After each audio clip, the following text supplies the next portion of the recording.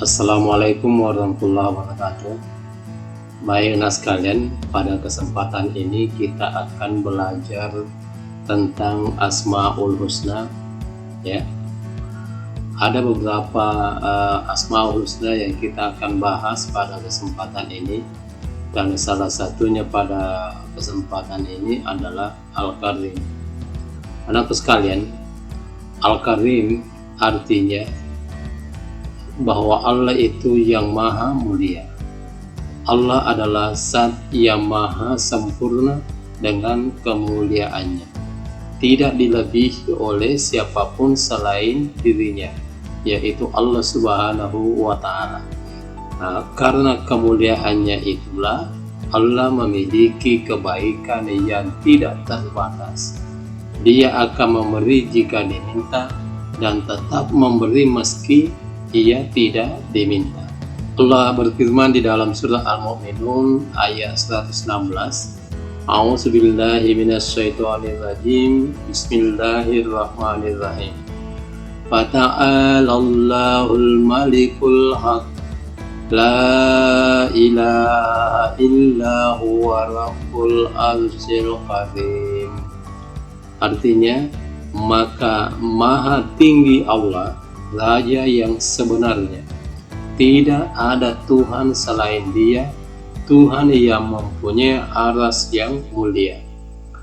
Nah, karena kemuliaannya itulah ya Allah memuliakan Al-Quran, malaikat, para nabi, dan juga manusia.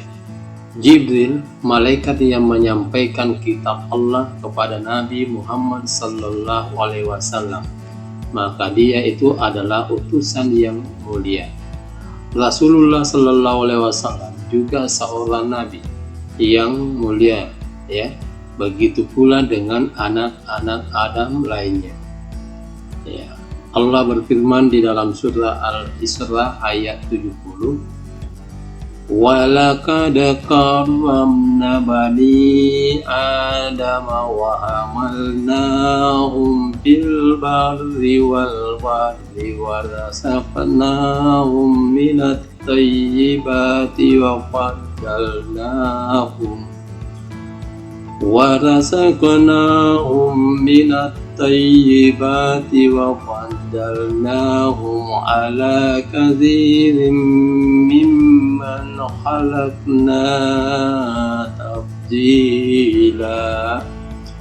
Artinya, dan sesungguhnya telah kami muliakan anak-anak Adam, kami angkat mereka di daratan dan di lautan.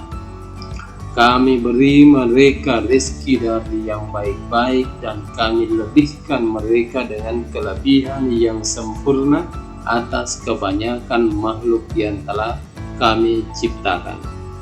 Nah, anakku sekalian, mari kita lihat bagaimana tafsir ayat ini. Allah Subhanahu wa Ta'ala ya memuliakan Bani Adam, yaitu manusia, dari makhluk-makhluk yang lain, baik malaikat, jin, semua jenis hewan, dan tumbuh-tumbuhan. Kelebihan manusia dari makhluk-makhluk yang lain, baik fisik maupun non-fisik. Ya, sebagaimana firman Allah, sungguh kami telah menciptakan manusia dalam bentuk yang sebaik-baiknya. Kemudian kami mengembalikan dia ke tempat yang serendah-rendahnya, kecuali orang-orang yang beriman dan melakukan kebajikan, maka mereka akan mendapat pahala yang tidak ada putus-putusnya. Nah, anakku sekalian, makna Al-Karim yakni sebagai maha memberi, karena Allah Subhanahu wa Ta'ala senantiasa memberi, ya, dan pemberiannya Allah tidak pernah terhenti. Oleh sebab itu, manusia tidak boleh putus asa dari kedermawanan Allah Subhanahu wa Ta'ala. Nah, apabila miskin dalam harta, maka kedermawanannya Allah tidak hanya dari harta yang dititipkan, tapi meliputi semua hal di dunia ini.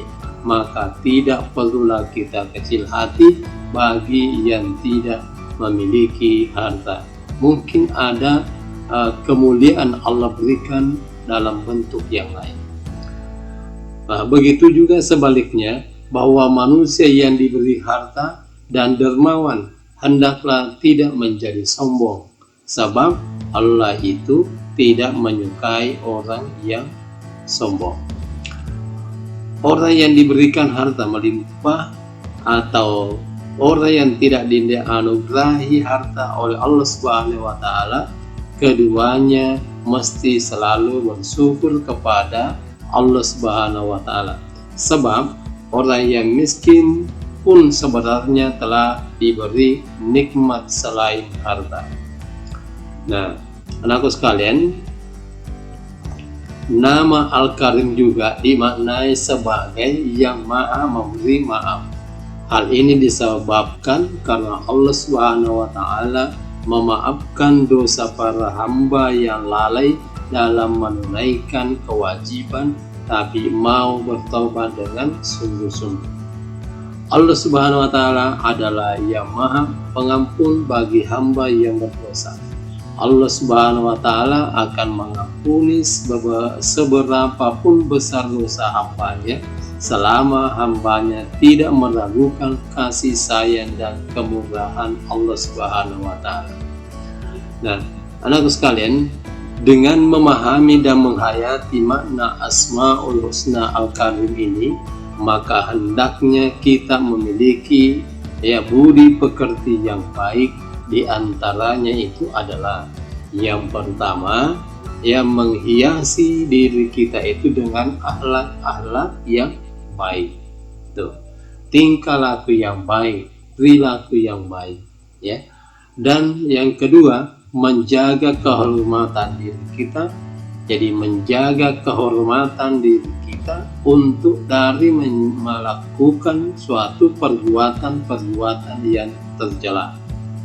Yang ketiga, memuliakan para rasul, malaikat, kitab Allah dan semua makhluk ciptaan Allah Subhanahu wa taala sehingga kita bisa mulia di sisi Allah maupun di sisi manusia.